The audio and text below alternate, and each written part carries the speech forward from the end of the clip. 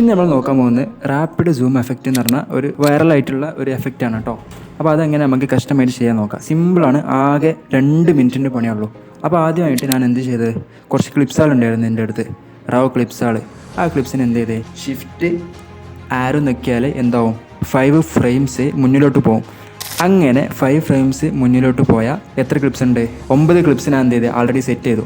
Okay, ഇനി സമയം കളണ്ട വെച്ചിട്ടാണ് ഞാൻ അത് ആൾറെഡി സെറ്റ് ചെയ്ത്. ഇനി എന്ത് ചെയ്ത്, ഇത് സൂം ചെയ്യണമെന്നുണ്ടെങ്കിൽ പ്ലസ് ഐക്കൺ നിൽക്കാൻ കേട്ടോ.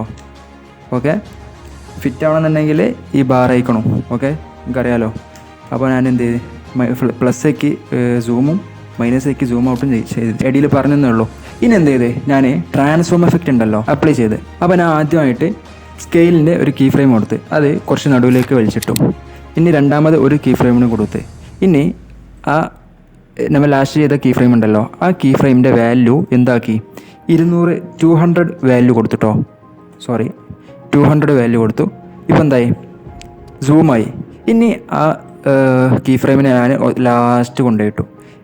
ഇനി എന്ത് ചെയ്യാന്നറിയോ, ഷട്ടർ ആംഗിൾ ഉണ്ടല്ലോ, ഒരു ഡയറക്ഷണൽ ബ്ലർ ഫീൽ കിട്ടാൻ വേണ്ടിയിട്ട് ഞാൻ ഷട്ടർ ആംഗിൾ 200 മുകളിലാക്കി. ഒരു 240 കൊടുക്കാം. 240 വാല്യൂ കൊടുത്ത്. ഇപ്പോൾ കണ്ടോ നിങ്ങൾ, ഒരു ഡയറക്ഷണൽ ബ്ലർ വന്ന് കണ്ടില്ലേ. ഇനി എന്ത് ചെയ്ത്, ഞാൻ റൈറ്റ് ക്ലിക്ക് നോക്കിയിട്ട് ഈ കോപ്പി ഉണ്ടെങ്കിൽ ഇപ്പോൾ ഇതിൻ്റെ അട്രിബ്യൂട്ട്സ് എല്ലാം കോപ്പിയായി.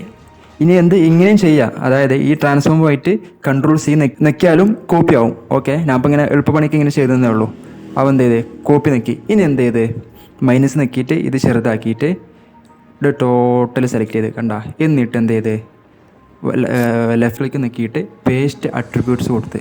ഇപ്പോൾ കണ്ട നിങ്ങൾ, ഇതിൽ എന്തെല്ലാമാണ് ഇതിനെ അപ്ലൈ ചെയ്യേണ്ടതെന്ന് ചോദിക്കുകയാണ്. അപ്പോൾ ഇതിൽ ട്രാൻസ്ഫോം എഫക്റ്റ് ഉണ്ട്, മനസ്സിലായി. നമ്മൾ ട്രാൻസ്ഫോമിലാണ് എന്ത് കൊടുത്ത്, ഷട്ടർ ആംഗിളും പിന്നെ സ്കെയിലിങ്ങും ഒക്കെ അഡ്ജസ്റ്റ് ചെയ്ത് കൊടുത്ത്. അപ്പോൾ ഈ ട്രാൻസ്ഫോം എഫക്റ്റ് ഇനി എന്താവണേ, ബാക്കിയുള്ള എല്ലാ വീഡിയോക്കും അപ്ലൈ ആവണേ. ജസ്റ്റ് ഒന്ന് പ്ലേ ചെയ്താക്കിയാലോ. കണ്ടാ, ഇത്രേ ഉള്ളൂ. അപ്പോൾ ഇതാണ് റാപ്പിഡ് സൂം എഫക്റ്റ്.